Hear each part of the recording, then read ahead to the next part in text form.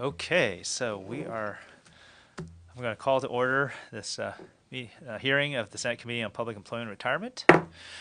Seeing that we don't have a quorum at the moment, we're going to go ahead and convene as a subcommittee first. And actually, we're going to, so first of all, I just want to announce that two of our items, item number 6, SB 603 by Senator Glazier, and item number 7 by SB 604 by Senator Glazier have both been withdrawn by the author, so we will not be hearing those today. We have 3 bills on consent, and so we'll go ahead and start hearing we'll take that up later, and I see Senator Allen's here, so Senator Allen, will you please come up and we will hear your bill as a subcommittee. So that's item number 5, SB 560. Well, thank you so much, members. I do appreciate your hearing this bill, and I just want to take a moment to thank the committee staff for working with my staff closely on this measure. I know that we still have some more work to do, but I really am grateful for the time and energy that this committee and the stakeholders have put into this bill already. I also, look forward to working closely with folks if the measure moves forward today to further refine the language in the bill.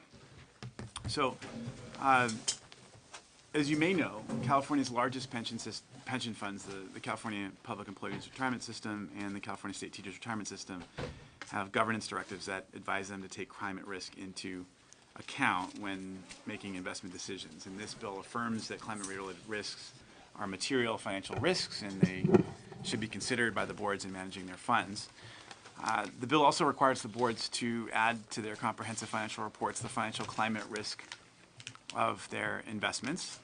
And there's been some very interesting studies. Through the course of preparing for this bill, I got to read a great report on this. It talked about the 4 types of risk that climate change poses to the value of a fund asset that really ought to be considered by fund fiduciaries.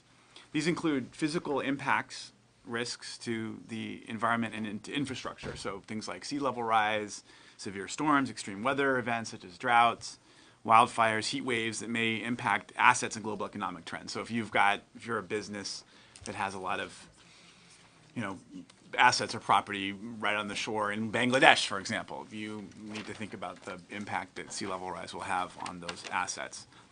Transition risk, so the cost of transitioning to a low carbon economy that will negatively affect certain companies and investments while advantaging others, as the various regulatory requirements in the Paris Accords are put into place by various countries. And then of course, litigation risk.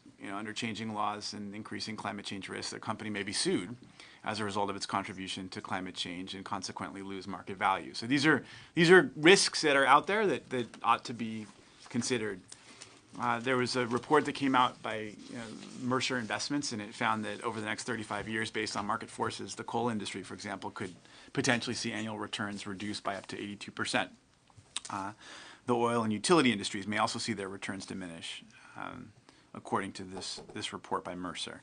Renewables could see some increases, for example.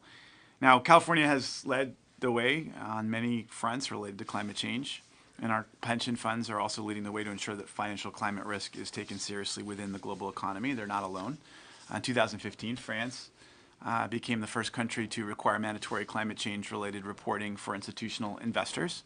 Last year, the European Parliament in Brussels approved a directive requiring that pension funds assess climate risk along with other environmental, social, and governance risks in their investment decisions and to inform members of the funds and beneficiaries of their findings.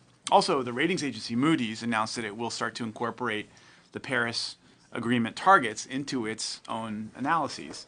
And the Sustainability Accounting Standards Board released sustainability accounting standards for 79 different industries, which outline interactions between various industries and their exposures to climate risk. The Sustainability Accounting Standards Board states about their standards, I quote, "No matter what actions we take tomorrow, there are real material climate risks that have been baked into the economy. These and future material climate risks must be recognized by the corporate and investment communities." So I'm proud that our pension funds are at the forefront of addressing financial climate risk. This bill seeks to codify that good work, helping to export California's example to the rest of the nation. It also adds a comprehensive definition of financial climate risk to the law, providing guidance to other states and other funds that follow California's lead. And I know we have some work to do on the language to ensure that we're allowing for plenty of flexibility as this issue continues to mature. I think we have a member of one of our funds who's here to speak briefly about that a little bit later. I'm very committed to working with the funds. I am someone, I've spoken with a number of you who care a great deal about the financial health of our funds and certainly don't want to do anything to harm that. I think this is a prudent, good governance measure that will continue us along a direction of making sure that we're taking into account some of these big changes that are happening both on the regulatory side and also physically to our planet. So I've got two excellent people here with me. Philippe Defossé, Yeah. all right, who's actually the CEO who runs the 26 billion euro supplementary pension fund for all of the public employees of France. He's also willing to take questions about the French election. He is here to speak at a conference in San Francisco, and he very kindly made the trip up to Sacramento to give his perspective on things that are happening in Europe and in France. We also have Chris Weber from 2 Degrees Investing, who also speak in support of the bill and help to answer questions. So thank you. All right, thank you. So before we have witnesses, let's go ahead and take the roll and establish quorum. Pan. Here. Pan present. Morel. Leva. Here. Leva present. Morlock. Present. Morlock present. Portantino. Here. Portantino present. Excellent. We have a quorum now. Witnesses of support, welcome. Thank you very much. First, I would like to say that I'm deeply honored and happy to be here today in Sacramento. As the CEO of a pension fund, my mission is to make sure the scheme will be able to pay the benefits owed to its 4.5 million contributors.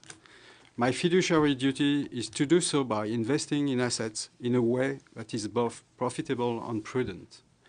Whatever can compromise my fulfilling that fiduciary duty is a matter of concern. So my board of trustees consider that the way businesses take into account social issues, governance, and environment is key to assess the sustainability of a business model of the companies we are investing in. By implementing a best-in-class investment policy, we want to weed out our portfolio of companies that do not understand that the transition towards a more sustainable economy is for real. As we all know that we do not manage what we do not measure, we started measuring the carbon footprint of our stocks portfolio 4 years ago. This decision has encouraged the French authorities to make the Parliament adopt the Article 173 of the Law on Energy Transition. Without prescribing a one-size-fits-all method, the idea is to get institutional investors and asset managers to disclose information on their exposure to ESG risk in general. More original is the request that they describe how they are adapting their investment strategy to a 2 degrees max world in 2050. In the US, big players like CalPERS and CalSTRS have been at the forefront of the move on climate change. The law the Congress of California is considering could help to share their good practices. It is important to stress that institutional investors know best how their investment strategy should evolve to reduce the risk and seize the opportunities that the transitions entails. Once again, encouraging disclosure by all institutional investors is good. Being too prescriptive in the way it should be done would not. Let me conclude by saying that promoting a pragmatic approach to ESG reporting and contributing to Article 173 designing have led to the recognition of ERAF as a leader not only in France but also in Europe. Even more important is the fact that these new laws and regulations currently under discussion will help large institutional investors to become more active. It is good to speed up the transition towards a more sustainable and less carbon-intensive economy. It is good also for their stakeholders. Thank you. I'd also like to thank the Senator for inviting me to be here. My name is Christopher Weber. I'm with 2 Degrees Investing Initiative, the leading global think tank on climate change-related financial risk and related metrics and tools for assessing it. We were leading proponents of Article 173, which has been mentioned in France, which requires investor disclosure very similar to what has been proposed by SB 560. And we also helped to organize a global award on best practices on investor climate reporting with the French government to highlight the best practices that have emerged from the initial stages of this reporting. I'm here to very briefly share some of our learnings and impressions from working on this issue in France, the United States, and Europe for the past several years. First, I want to stress that investor climate reporting is critical because it drives corporate behavior and climate mitigation more generally outside of the investment world. Investors act as users and drivers of similar disclosures by the companies that they invest in. And this is especially important in recalcitrant sectors like fossil fuels and utilities. When investors are transparent about how they use such information to manage their risks, it forces companies to take such risks more seriously, driving a beneficial feedback cycle.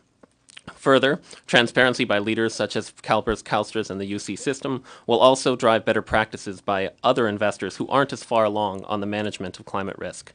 This in turn can help the California funds achieve their own goals by having a critical mass of investors working together with them. Second, such reporting is feasible and can be done at low cost.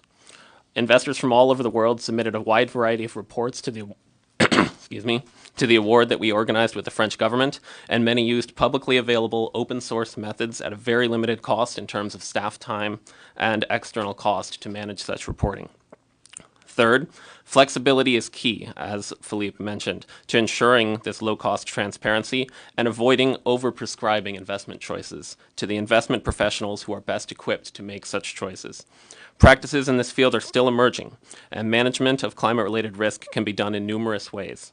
We believe the language of SB 560, in many ways similar to Article 173 in France, maintains such flexibility while achieving public policy goals and will help ensure that the excellent work the California's funds are doing can be spread to other investors. Thank you again for the opportunity to be here.